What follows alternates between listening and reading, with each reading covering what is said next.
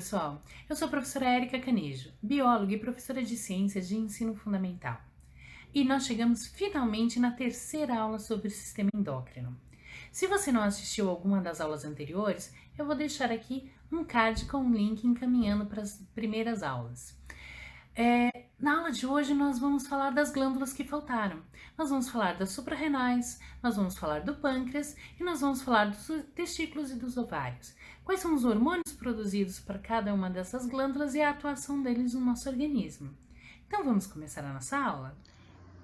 Olá, pessoal! Então, a primeira glândula que nós vamos ver nessa aula são as suprarrenais. Essas glândulas, elas estão localizadas na parte superior dos rins, logo acima dos rins, tanto direito quanto esquerdo, e são divididas em duas regiões. Uma região chamada de córtex, que é a região externa, que é onde produz hormônios como a aldosterona e o cortisol, e a região interna, que recebe o nome de medula, e aí produz hormônios como a adrenalina e a noradrenalina. Nós vamos falar sobre cada um desses hormônios a partir de agora.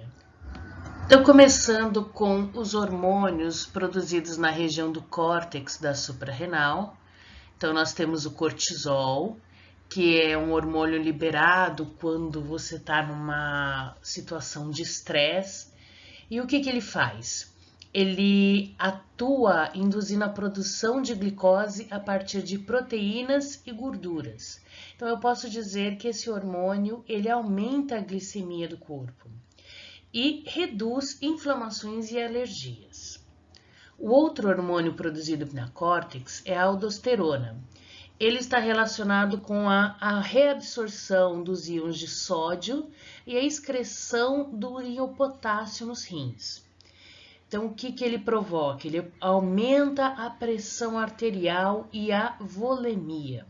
E o que é volemia? Volemia é o volume de sangue que está circulando no corpo. Então, eu posso dizer que a aldosterona, ela, além de aumentar a pressão arterial, ela aumenta o volume de sangue que está circulando no nosso corpo.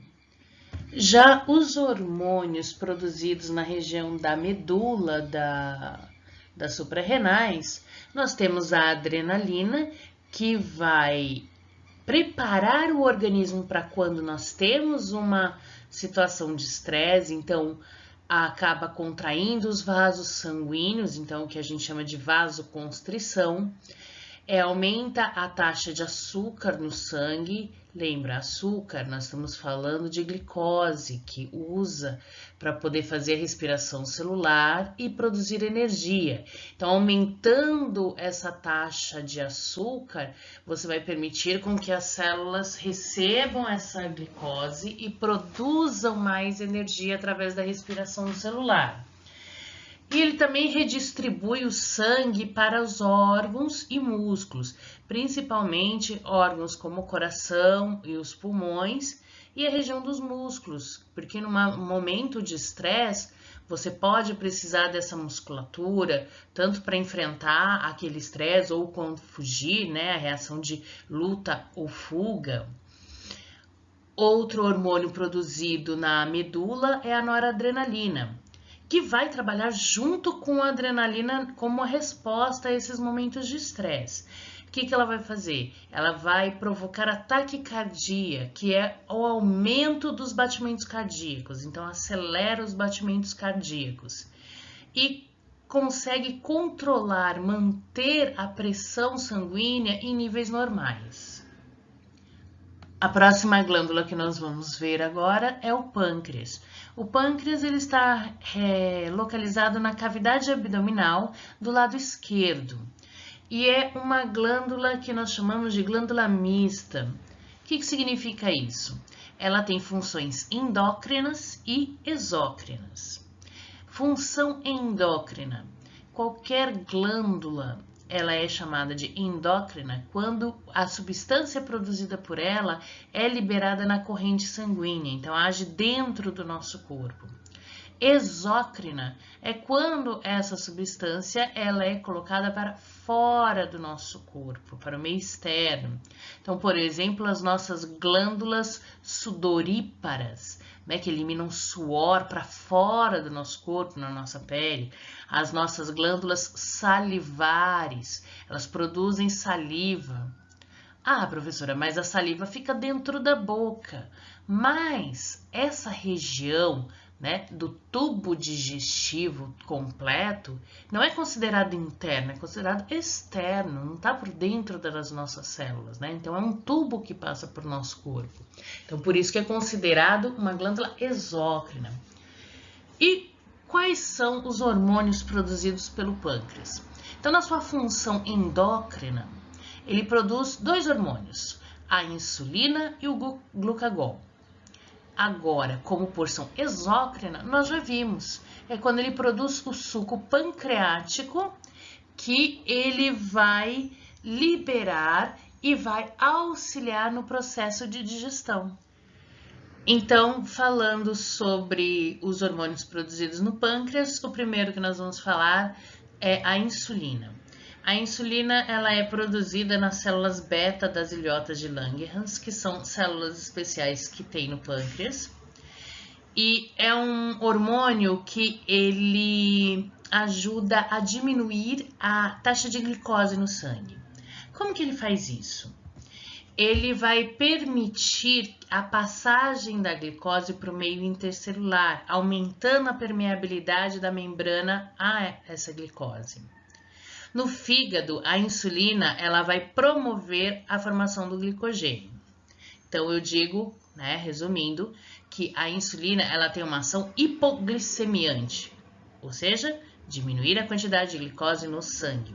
E é um hormônio que vai agir sempre após as refeições, né? Porque quando você se alimenta, você vai aumentar a sua glicemia, você vai aumentar a sua taxa de glicose no sangue, e aí é o momento que a insulina vai agir diminuindo essa taxa de glicose, permitindo que ela entre nas células.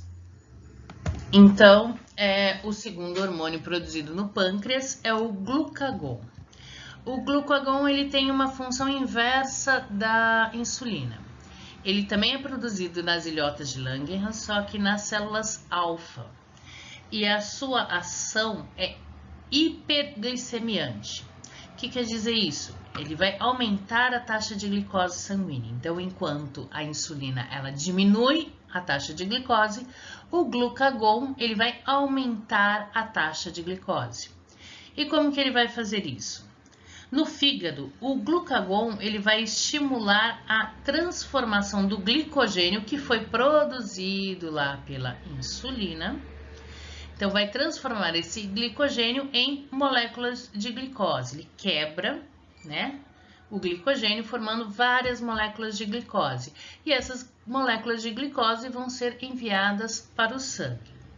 Então, enquanto a insulina ela vai agir logo após as refeições, para poder diminuir a glicemia sanguínea, o glucagon ele vai atuar entre as refeições. Então, quando a glicemia começa a baixar, o glucagon ele vai agir produzindo moléculas de glicose, liberando elas na corrente sanguínea para controlar a taxa de glicemia no corpo.